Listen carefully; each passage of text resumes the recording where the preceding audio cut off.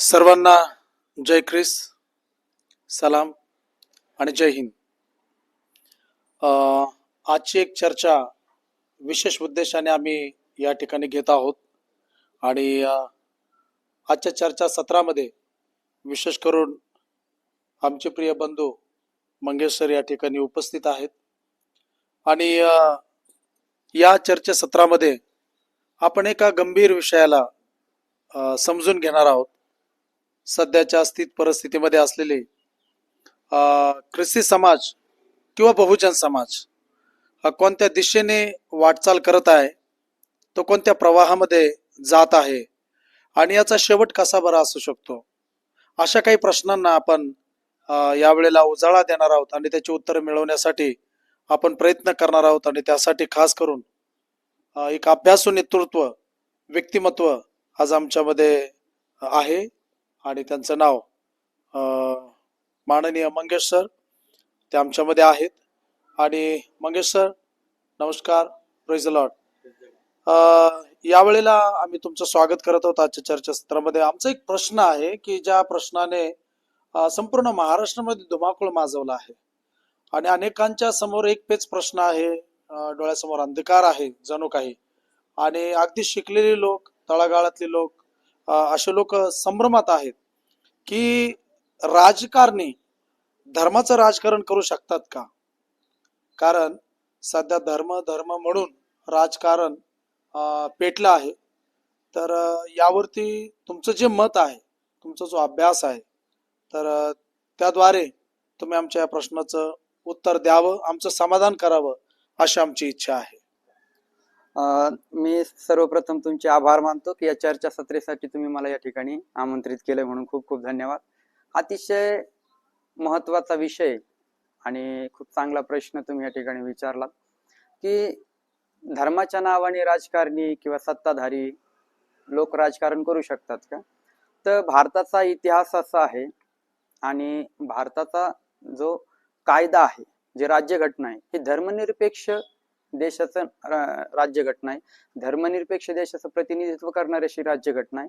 आणि भारतीय राज्यघटनेनुसार आपल्याला म्हणजे समानतेचे अधिकार आहेत, फंडामेंटल राईट्स आहेत, ज्यामध्ये कोणत्या फक्त धर्माच्या नावामुळं किंवा एखादा व्यक्ती ठराविक धर्माचा आहे मग त्याला चुकीची वागणूक द्यायची किंवा त्याच्यावरती अन्याय अत्याचार करायचे, या अशा गोष्टी घडणार नाहीत. अशा प्रकारचं भारतीय संविधानाने मानवांसाठी किंवा भारतीयांसाठी एक वेगळ्या प्रकारचं फंडामेंटल राईट्स दिलेलं आहे, तो मूलभूत अधिकार आहे.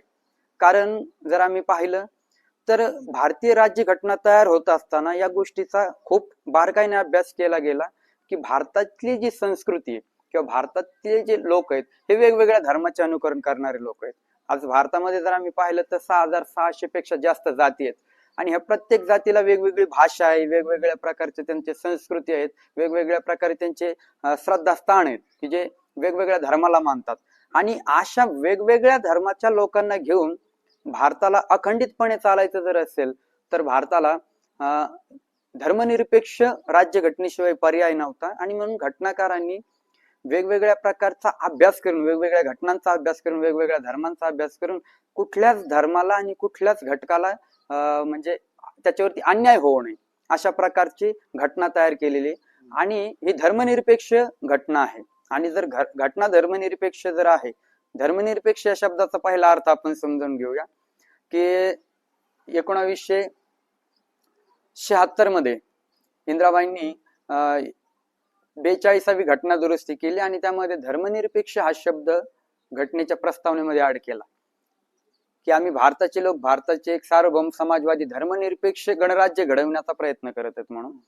तर धर्मनिरपेक्ष हा शब्द त्या ठिकाणी अशासाठी मेन्शन केला की त्या अगोदर हा अलिखित होता. धर्मनिरपेक्ष शब्द हा अलिखित होता. जर काँग्रेसची किंवा राष्ट्रीय सभेची जर आम्ही वेगवेगळे अभ्यास जर केला तर 1931 ला कराची या ठिकाणी आताच्या पाकिस्तानमध्ये राष्ट्रीय सभेची जी सभा झाली तर त्या सभेमध्ये एक ठराव पास झाला आणि तो ठराव असा होता की भारतीय सत्ता जी कधीतरी स्वतंत्र होणारच आहे देश, पण स्वतंत्र होण्याच्या नंतर भारताचं राजकारण हे धर्मापासून अगदी अलिप्त असेल. राजसत्तेमध्ये धर्मसत्ता कधीच येणार नाही. एक विशेष बाब त्या ठिकाणी ठरावाद्वारे पास झाली.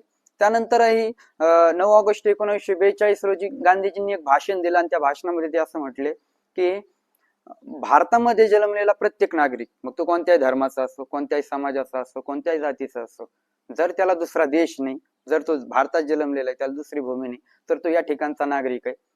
आणि या ठिकाणी त्याला धर्माच्या नावाने कधी अन्याय अत्याचार त्याच्यावरती होणार नाही, अशा प्रकारची राज्यघटना स्थापित केली जाईल, अशा प्रकारची राज्यघटना अंमलात आणण्याचा प्रयत्न केला जाईल.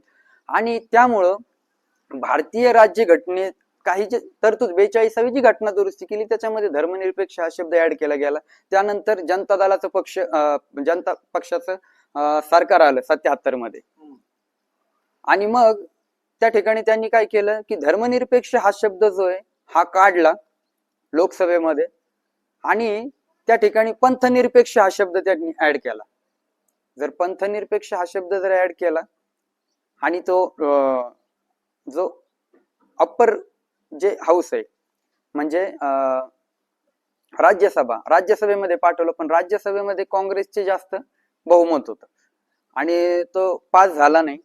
आणि ते नाही झालं तितकंच चांगलं आहे, कारण आता जर असतं तर मग हे हिंदू धर्मातले लोक फक्त म्हटले असते की आमच्या पंथाबद्दल हे बोलले.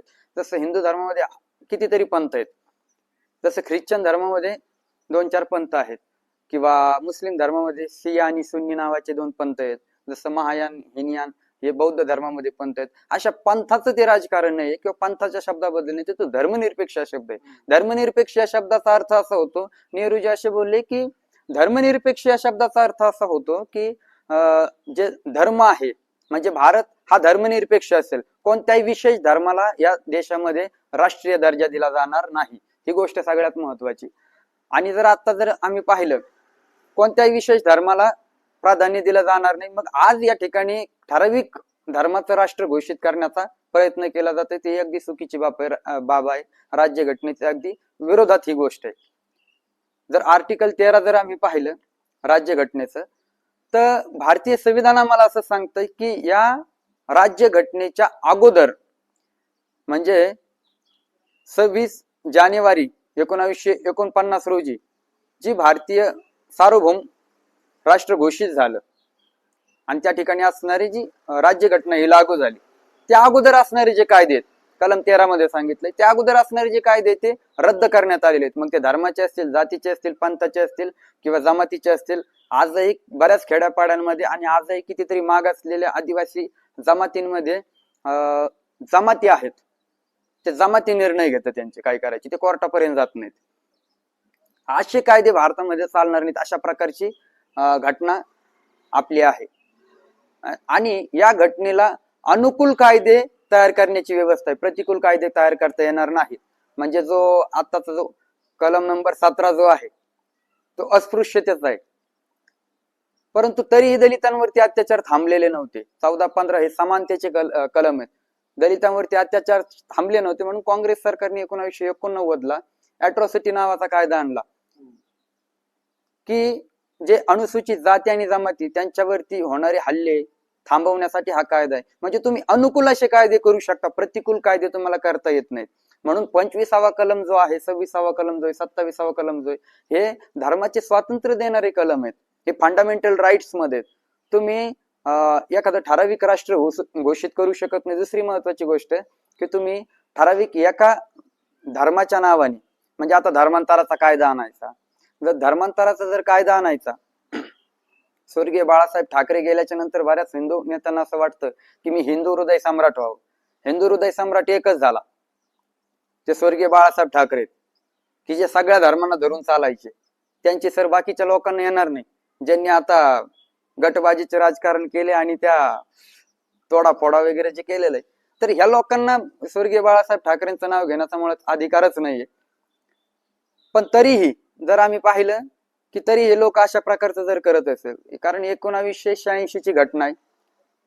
शिवसेनेचे एक आमदार होते रमेश प्रभू, आणि यांनी फक्त धर्माच्या नावाने मतं मागितली म्हणून त्यांची आमदारकी कोर्टाने रद्द केली. मग आज कोर्ट काय करत आहे, कोर्टामध्ये ज्या धर्माच्या नावाने जी याचिका जात आहेत, अल्पसंख्याक आयोग जो आहे राज्याचा किंवा केंद्राचा, हे काय करतात, यांना आम्हाला विशेष प्रश्न विचारायचे की तुम्ही नेमकं करत काय आहात किंवा तुमची ड्युटी काय आहे. खऱ्या अर्थानं जर राज्य व्यवस्थित चालावं असं वाटत असेल तर सत्तामध्ये असणारे लोक स्वतःच्याच इच्छेप्रमाणे सत्ता वळवतात. परंतु मग कोर्ट काय करत आहे? कोर्टामध्ये दाखल केलेल्या याचिकांबद्दल कधी सुनावणी झाली का? किंवा कोर्ट त्यांच्या फेवर मध्येच का वेगवेगळ्या प्रकारचे निकाल देत आहे? या गोष्टीसाठी आम्हाला एक मोठं आंदोलन करावं लागणार आहे. कारण जर आम्ही पाहिलं, धर्मनिरपेक्ष या देशाची गरज आहे. 1971 ला बांगलादेश हा स्वतंत्र झाला. इंदिरा गांधी आणि भारत सरकारच्या भारतीय लष्करामुळे स्वतंत्र झाला. परंतु 10 वर्षे त्यांनी त्यांची घटना जी सेक्युलर पद्धतीने चालवली. ऍक्च्युली बांगलादेशमध्ये असणारे जे लोक आहेत हे खूप जास्त प्रमाणामध्ये, म्हणजे 90% पुढे लोक त्या ठिकाणी मुस्लिम आहेत बांगलादेशमध्ये. आणि मग या लोकांनी काय केलं की सेक्युलर घटना 10 वर्ष चालवली, पण त्यांना असं वाटलं की आता आपण एक हाती किंवा एक धर्मीय देश जाहीर करून टाकू. आणि मग त्यांनी काय केलं की बांगलादेशला इस्लाम कंट्री म्हणून घोषित केलं. पण झाली काय गंमत, 1980 मध्ये त्यांनी तशा प्रकारची घटना ज्यावेळेस मान्य केली, कबूल केली, घटना दुरुस्ती केली आणि ती घटना लागू केल्याच्या नंतर आपण मागच्या वर्षीचा जर अंदाज पाहिला तर 2024 मध्ये खूप त्या ठिकाणी दलितांवरती, अल्पसंख्याक समाजावरती, म्हणजे अल्पसंख्याक धर्म त्या ठिकाणी असणारे जे काही हिंदू आहेत, ख्रिश्चन आहे, बौद्ध आहे, अशा लोकांवरती खूप अन्याय अत्याचार झालेले. जर आपल्याला जर असं वाटतंय की भारतामध्ये अराजकता माजू नये, आपल्याला जर असं वाटतंय की भारतामध्ये दंगे होऊ नये, इथली लॉ इन ऑर्डर मेंटेन असावी, इथं असणारे सर्व व्यवस्था व्यवस्थितपणे चालावी असं जर वाटत असेल तर सर्व धर्मांना आपल्याला बरोबर घेऊन चालावं लागणार आहे.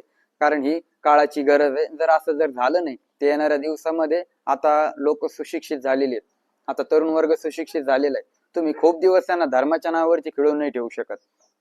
कधीतरी याचा उद्रेक होईल आणि जो उद्रेक होईल तो इतका भयंकर प्रकारे होईल की मग एक वेगळं महायुद्ध या देशामध्ये उघडकीस येईल किंवा एक महायुद्ध घडून येईल आणि याच्याने नाश फक्त अटळ आहे, बाकी काहीच होणार नाही. आताच मंगेश सरांकडून आपण खूप चांगल्या प्रकारची माहिती मिळवलेली आहे. आमचा प्रश्न मूळ असा की राजकारणी धर्माचं राजकारण करू शकतात का? तर वेगवेगळ्या प्रकारे मंगेश सरांनी आम्हाला उत्तर दिलेली आहेत. खऱ्या अर्थाने राजकारण आणि धर्म या दोन वेगवेगळ्या परिभाषा, दोन वेगवेगळे काम आहेत. आणि अशा सगळ्या प्रसंगामध्ये धर्म धर्माच्या ठिकाणी आहे आणि राजकारण राजकारणाच्या ठिकाणी आहे. आणि आम्ही पाहतो की सध्याची जी परिस्थिती आहे, धर्म हा राज्यसभेमध्ये गाजत आहे, धर्म हा विधानसभेत गाजत आहे, धर्म हा संसदेत गाजत आहे आणि धर्मावरतीच अनेक प्रश्न निर्माण झालेले आहेत. तर अशा प्रकारचं जे वातावरण आहे यातून आता आपल्याला पुढे जायचं आहे. आणि आपण बहुसंख्य लोक जे आहोत की या ठिकाणी मायनॉरिटी मध्ये आहोत, तर आम्हाला एक संविधानिक अधिकार आहे, आम्हाला फंडामेंटल राईट्स आहे, आम्हाला आमचा धर्म, आम्हाला आमच्या धर्माचा प्रचार करणं यासाठी कोणी अडवू शकणार नाही. आणि या फंडामेंटल राईट्स नुसार, या आपल्या मूलभूत हक्कानुसार आपण पुढे जाऊया. आणि भारत देश हा आमचा देश आहे, सारे भारतीय आमचे बांधव आहेत आणि आमच्या या देशावर आमचं प्रेम आहे. आणि म्हणून आपण या देशाची शांती आबादी टिकून राहण्यासाठी आपण सदैव प्रयत्न करू आणि जे देवावरती विश्वास ठेवतात त्यांनी प्रार्थना करूया. आणि आपल्यातून एक चांगला प्रकाश लोकांपर्यंत जाईल. जसं की आम्ही आध्यात्मिकरित्या शिकतो की तुम्ही जगाचा प्रकाश आहात, तुम्ही जगाचं मीठ आहात. एक छोटस मीठ हे मोठ्या भाजीला एक चांगल्या प्रकारचं चविष्ट बनवतो. छोट्या प्रमाणातलं एक दिवा तो पूर्ण घरामध्ये प्रकाश देतो. तसं आम्ही संख्येने थोडे असू पण या जगाला योग्य मार्गदर्शन करणारे लोक असो. आणि म्हणून सर्वांना ख्रिस्त येशूमध्ये सलाम, प्रेज लॉर्ड, शालोम, शांती असो. पुन्हा नव्याने आपण एका चर्चासत्रामध्ये सहभागी झालेलो आहोत आणि आमच्या संगते आहेत मंगेश सर. पुन्हा एक वार मंगेश सरांचं आमच्या चर्चासत्रामध्ये स्वागत आहे. आणि जे ऐकत आहेत प्रभू त्यांना फार आशीर्वादित करो आणि चांगल्या प्रकारचं ज्ञान आणि नॉलेज आणि विजडम देव, आमची प्रार्थना आहे. मंगेश सर, परत एक वार आपण आमच्या सोबत आहात आणि आम्हाला आनंद वाटतो की तुम्ही आमच्या बऱ्याच प्रश्नांची उत्तरं देत आहात आणि त्यामधून आमच्या मनाचं समाधान होत आहे आणि एक नवीन दिशा आणि एक नवीन प्रकारचं नॉलेज ज्ञान आम्हाला प्राप्त होत आहे आणि आमचे श्रोते आणि आमच्यावरती प्रेम करणारे आम्हाला पाहणारे जे लोक आहेत त्यांना एक वेगळ्या प्रकारची दिशा मिळत आहे. तर आज एका नव्या प्रश्नाकडं मी तुम्हाला घेऊन जात आहे आणि माझी इच्छा आहे की तुम्ही त्यावरती विमर्शा द्यावी आणि विस्तृतपणे बोलावं अशी माझी इच्छा आहे. यावेळेला आमचा प्रश्न असा आहे की राजकारण आणि धर्म हे वेगळे वेगळे आहेत की एकत्रित आहेत, आणि जर ते वेगवेगळे आहेत तर ते कसे? अतिशय सुंदर प्रश्न सरांनी या ठिकाणी उपस्थित केलेला आहे की राजकारण आणि धर्म हे एकत्र आहेत का की वेगवेगळे आहेत. तर मला सांगायचं आहे की राजकारण हे वेगळं आहे आणि धर्म हा वेगळा आहे. आता त्याचं विश्लेषण जर द्यायचं म्हटलं तर आम्ही पाहतो की ज्यावेळेस पृथ्वीराज चव्हाण हे शेवटचा दिल्लीचा सम्राट होते आणि त्यानंतरची जी मुघल सत्ता किंवा मुस्लिम सत्ता भारतामध्ये आली, मुघल तर फार शेवट आली 1555 नंतरची घटना, पण त्या अगोदर जे मुस्लिम राज्यकर्ते होते यांच्यामध्येही वाद होत होते. आपल्याला सांगायचा किंवा समजून घ्यायचा मुद्दा हा आहे की धर्म म्हणून मुस्लिम हे मुस्लिमावरती अन्याय अत्याचार करत होते. पानिपतचं पहिलं युद्ध झालं 1526 ला. बाबरांनी ज्यावेळेस हल्ला केला तर इकडं इब्राहिम लोधी हा होता.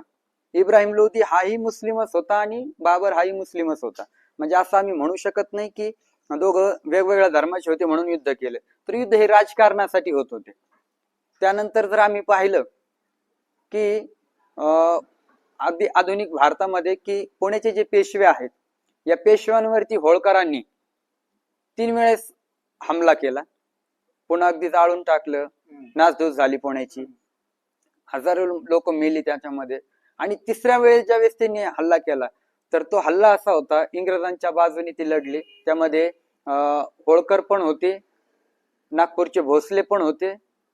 यांनी इंग्रजांच्या बाजूने पेशव्यांवरती हल्ला केला. आता पेशवे म्हणजे पुण्याचे ब्राह्मण आहेत आणि ब्राह्मण म्हणजे सर्वश्रेष्ठ आहे धर्मामध्ये. डायरेक्ट त्यांना देवास म्हणतात आजही खेड्यापाड्यांमध्ये. मग असं असताना होळकरांनी त्यांच्यावरती हल्ला का केला? कारण धर्म ही गोष्ट बाजूची आणि राजकारण ही गोष्ट बाजूला आहे. धर्म आणि राजकारण आताची लोक एकत्र करत आहेत, पण हे अगदी चुकीचं आहे. कारण धर्म हे राजकारणामध्ये ज्यावेळेस येतो त्यावेळेस समाज अधोगतीला जातो असावे. आणि ज्या वेळेला पेशव्यांवरती हल्ला झाला तर शिंदे असतील, होळकर असतील किंवा भोसले असतील यांनी इंग्रजांच्या बाजूने इंग्रजांबरोबर हातमिळवणी करून पुण्याच्या पेशव्यांवरती हल्ला केला आणि मराठी सत्ता त्या ठिकाणी पूर्ण संपुष्टात आणली.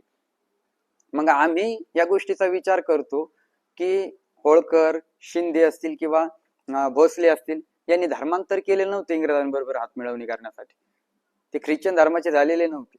म्हणून ख्रिस्ती धर्माचं याच्यामध्ये मध्ये आणणं ही चुकीची बाब आहे. अगदी त्याच्या पुढे जर जायचं असेल तर जे दुसरं महायुद्ध जे आहे 1939 ते 45 दरम्यान घडलेलं दुसरं महायुद्ध, याच्यामध्ये काय होतं की इंग्लंडचे जे मित्र राष्ट्र होते आणि त्यांची जितक्या राष्ट्रांवरती वसाहत त्यांची होती, तर या लोकांनी काय केलं, जर्मनी म्हणजे हिटलरची जी काय आहे तर हिटलरच्या जर्मनीमधून जे ख्रिस्ती लोक किंवा ख्रिस्ती मिशनऱ्या जगामध्ये पसरलेले होत्या ना, तर इंग्लंडच्या मित्र राष्ट्रांनी त्याचा विरोध केला.